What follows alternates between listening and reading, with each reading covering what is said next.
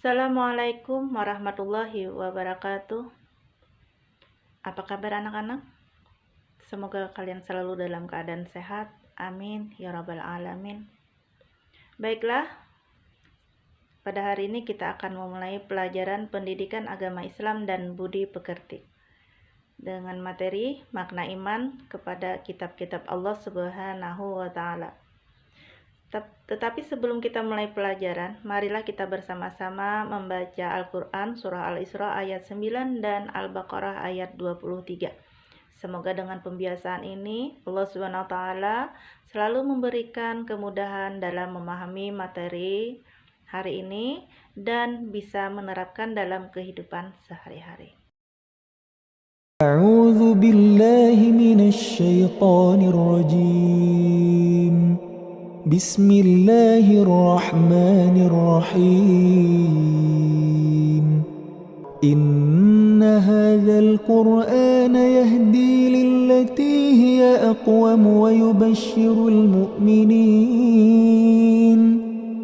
يبشر المؤمنين الذين يعملون الصالحات أن لهم أجرا كبيرا وإن كنتم في ريب مما نزلنا على عبدنا فأتوا بسورة من مثله وادعوا شهداءكم من دون الله إن كنتم صادقين. Memahami kitab-kitab Allah atau kitabullah.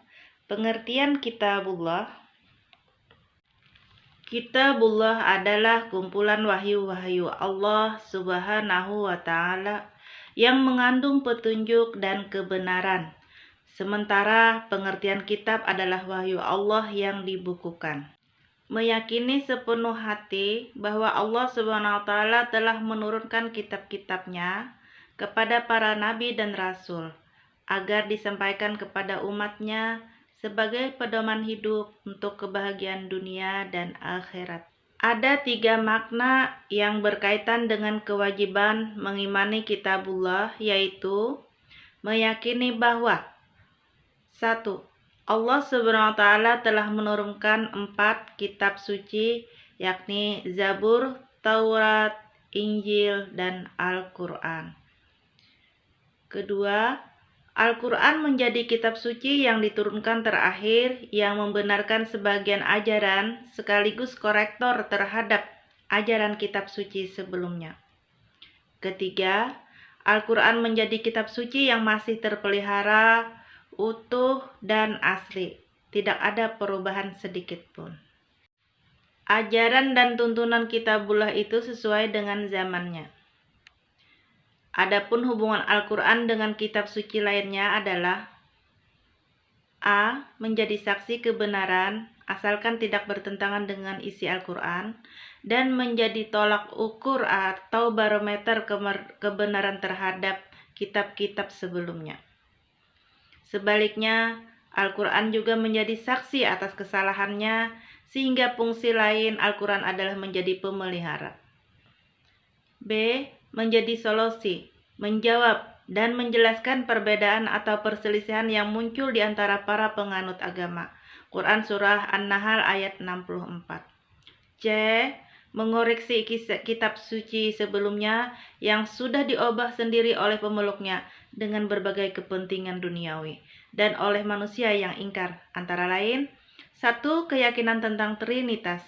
Keyakinan ini ditolak dengan keras oleh Al-Quran sebagaimana isi kandungan Quran Surah Al-Ma'idah ayat 73. 2. Kedudukan dan penyalipan Nabi Isa alaihissalam. Quran Surah Al-Imran ayat 59 dan Quran Surah An-Nisa ayat 158.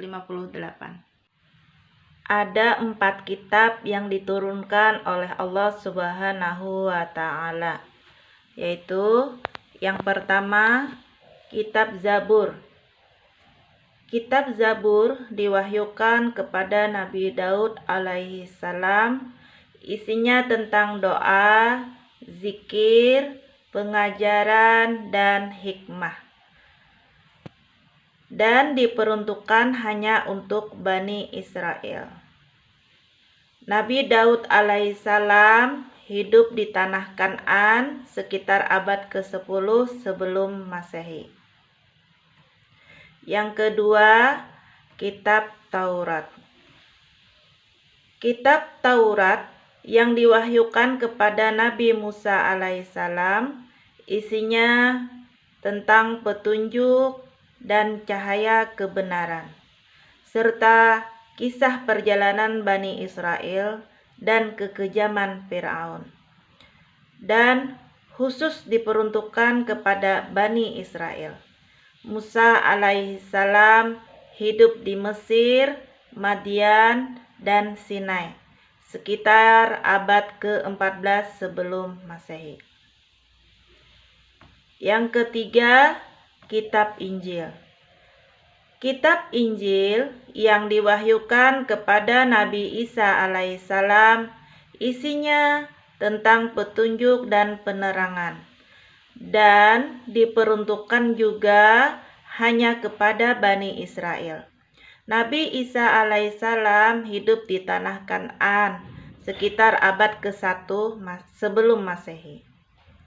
Dan yang terakhir yaitu Kitab Al-Quran. Kitab Al-Quran diturunkan dalam bahasa Arab yang diwahyukan kepada Nabi Muhammad SAW.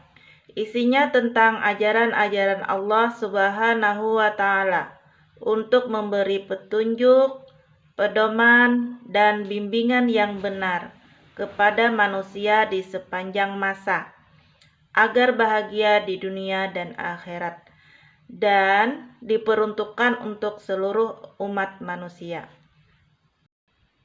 Penjelasan keberadaan tentang Kitabullah tersebut ada di dalam Al-Quran surah Al-Imran ayat 4 dan 23, serta Quran surah Al-Isra ayat 55. Demikian materi kita pada kali ini. Assalamualaikum warahmatullahi wabarakatuh.